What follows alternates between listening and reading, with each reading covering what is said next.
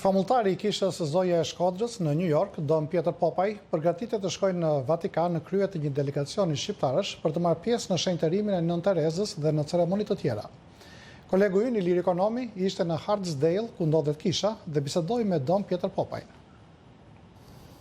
Dom Pjetër Popaj mezi pret të shkojë në Vatikan për shenjtërimin e Nën Terezës. Delegacioni i tij do të ketë 90 vetë dhe do të jetë vetëm njëri nga grupet e shqiptarë amerikanëve që do të marrin pjesë në ceremoni.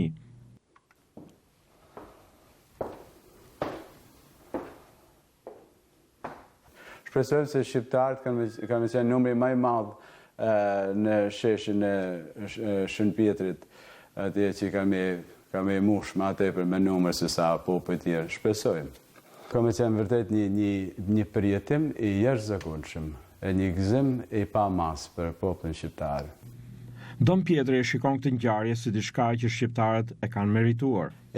Kjo është pothuajse një shpërblim edhe i krejtë edhe historisë tonë e popullit shqiptar, vujtit e tija gjatë shekujve që i kanë nejtë besnik Zotit dhe i kanë nejtë besnik njëri tjetrit e gjithmonë të ndihmu, sidomos ata që i kanë pas nevojë. Dom Pjetri thotë se Nën Tereza i tregon botës disa veti të veçanta shpirtërore të shqiptarëve. Nana Tereza ka treguar edhe atë anën tjetër shpirtërore që ky popull është edhe që e don Zotin, edhe ka disa cilësi që janë shumë dallume prej popujve tjerë, sikurse mikpritja, bujaria, fisnikëria e qëndrueshmëria e tij në pikpamje shpirtërore. Nana Tereza pothuajse i vjen atë kundërzimin ose e qet në pah e nduke këtë vlerë që bota nuk e ka njoft për popullin shqiptar. Dom Pjetër Popaj thotë se Nën Tereza mund të shërbejë si burim shprese për ata shqiptarë që nuk kanë besim tek vendi i tyre. Tashti kur flasim për Nën Tereza ka qenë e qëndrueshme në fenë e besimin e saj, në veprimtarinë e saj. Gjithmonë ki besim në Zotin, mos ju ndaj, dhe me thënë shpresës së tij, dhe kemi vepron në tokën tënde se asnjë tokë tjetër në botë nuk mund me prodhu fryte më të ëmbla se sa toka e trullit jonë. Nuk ka një shqiptar që nuk e don vendin e vet. Dhe nuk më thot më se ka një popull tjetër që janë dedikuar vendit më të bukura edhe urat më të bukura se sa vendit vetë, edhe nuk mund me gjetë një vend tjetër ku në botë më të bukur se Shqipërinë, për sa i përket maleve, fushave, edhe bregdeteve. Mrena 2 orëve mund të shku në Alpet e Shqipërisë, atje ku ka borë atëherën, mund të ul njëjtën ditë me shku në det, për shembull në plazh. Janë të gjana që është një vend jashtëzakonisht i bukur. Nuk është vendi që populli e mnin, por në vërtetën është regjimet, dhe sidomos regjimi i fundit i komunizmit që ka qenë në Shqipëri për gjysmë shekullit.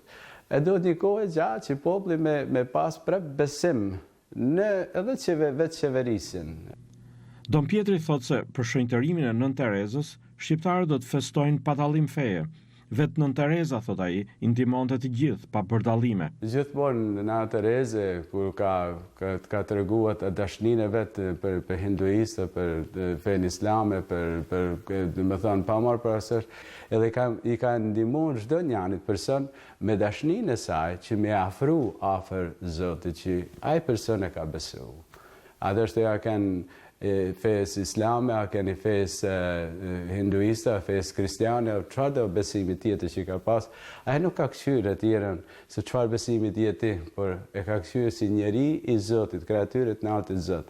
Edhe që ka dhënë nerimin gjithë secilit person, me një mund çdo njeriu, si musliman me kanë njëri mirë, si hinduist me kanë njëri mirë, si krishterë me kanë njëri mirë. Dom Pjetri kujton një takim me Nën Terezën përpara 3 dekadash, që ai thotë se nuk do ta harroj kur. Kur se harroj atë nat takim